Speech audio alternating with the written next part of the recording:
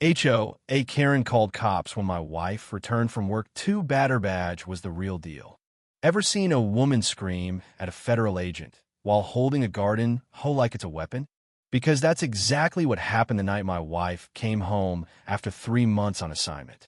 We live in a gated community that I very clearly don't want to be a part of.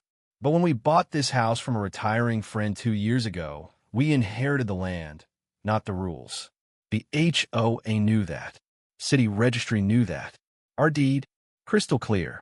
But that didn't stop the woman across the street, Karen Templeton, HOA president, self-declared protector of suburban order, from trying to drag us into her fantasy fiefdom. And tonight, she crossed a line she never should have even looked at. My wife, Sylvia, had just pulled into the driveway after weeks embedded with a cyber fraud task force. She wore plain clothes, yes, but the SUV was government-issued. The ID on her hip said Department of Justice. And the badge? Let's just say it shines when the porch light hits it. I was already outside, unloading some boxes when I heard screeching tires. Karen's golf cart. She zoomed in like a mall cop on steroids and parked sideways across our driveway. Then came the shouting. This is a secure, residential area. You can't just pull up here unannounced. Sylvia stepped out of the vehicle and calmly closed the door. Excuse me. Karen stormed toward her, winded but furious, cheeks puffed and red, hair pulled back so tight it looked painful. You're trespassing on HOA monitor grounds. License and registration. I nearly dropped the toolbox I was holding. Karen, I said, warning sharp in my voice, you might want to back off. She turned to me with a sneer. This isn't about you. This is about her breaking HOA perimeter protocol. I'm calling the cops. Sylvia raised one brow and unhooked her badge slowly from her belt. You're welcome to, but you might want to ask them what division I'm listed under before wasting their time. Karen's lips curled. Oh, please. Everyone's got a fake badge these days. Were you? Some mall security intern. Sylvia didn't flinch. She just tilted her head slightly and said, I trained the FBI's current tactical instructor. You want to keep going? And Karen did. She stomped back to her cart and whipped out her phone, dialing 911 like a school kid tattling during recess. There's a suspicious vehicle and a hostile woman impersonating a federal officer, she said. Possibly armed.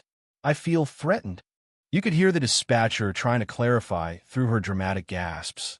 But Karen wasn't giving them any real info. Just buzzwords. Hostile. Dangerous. Non-compliant. Brown SUV. Sylvia turned to me and murmured, Want me to de-escalate? I grinned. Nope. Let her keep digging. 15 minutes later, 2 cruisers rolled in. The moment they stepped out, Karen sprinted toward them like she was the one wearing the badge. Officers. Thank God. Arrest that woman. She threatened me and is illegally parked. The deputies, young guys probably no older than 30, approached cautiously. One of them turned to Sylvia and said, Ma'am, can we see some identification? Sylvia calmly extended both her badge and federal ID. Deputy 1 blinked, took it, examined it, then looked up at Karen. She's DOJ, he said. Karen froze. That's not possible. She's Asian. Silence.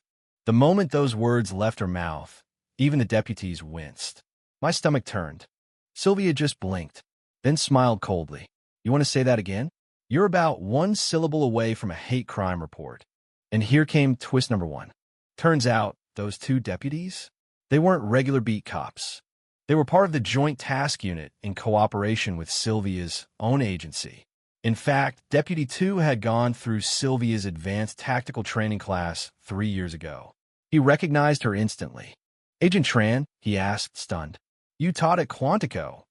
Karen's face turned the color of boiled ham. Wait, you really are federal? Sylvia didn't answer. She just turned to the officers. This woman falsely reported a federal agent, obstructed my lawful return home, and is impersonating authority by claiming HOA jurisdiction over non-member land. I'm prepared to press charges. Karen's knees nearly buckled. Wait, no. It was just a misunderstanding.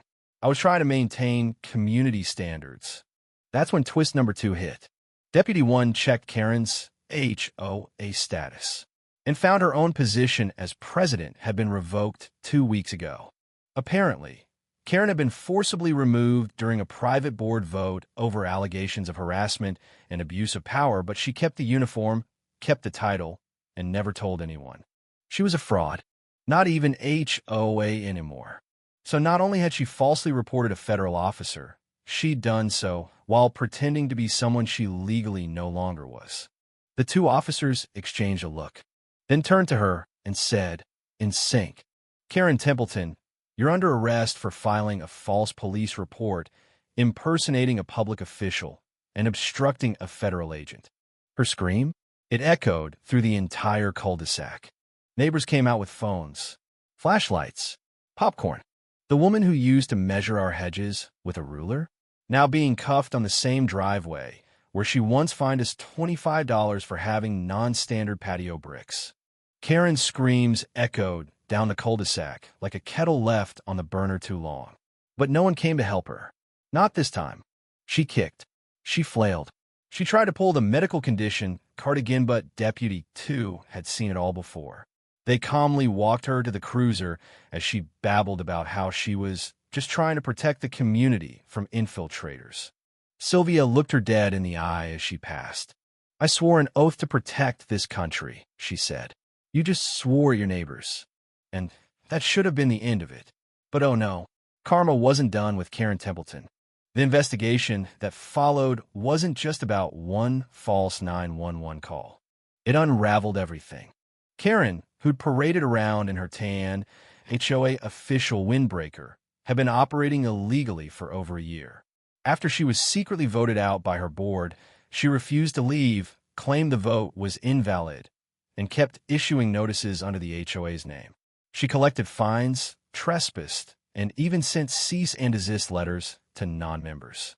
The county pulled records, dozens of them. Turns out, she had created her own private email server HOA at enforcement.lakeside@aol.com and used it to threaten people into paying compliance fees.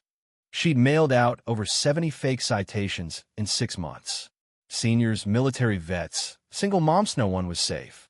One man paid her $500 because she threatened to report his hedge height to the city, which didn't even have hedge ordinances. Another was told his dog's bark exceeded decibel limits. Her proof? A phone audio recording with birds chirping in the background. But the real kicker? She had been filing HOA fines through Venmo. And one of her listed reasons on a $75 charge? Car too ugly for street. It went viral. The arrest footage, the badge reveal, the neighbors cheering, all captured on ring cams and uploaded to a local Facebook group. From there, it hit TikTok, Twitter, Reddit, and eventually Good Morning America. They titled the segment, "Karen Cuffed for Calling Cops on a Cop Justice Served at Suburbia's Front Door." Sylvia didn't do interviews. She didn't need to. The badge said enough. Within a week, the county formally dissolved the entire HOA charter. The remaining board members voted unanimously to deactivate it in light of irreparable reputational harm and years of misrepresentation. Karen was hit with 8 misdemeanor charges and 3 felonies, including fraud, obstruction, and impersonation of a public officer.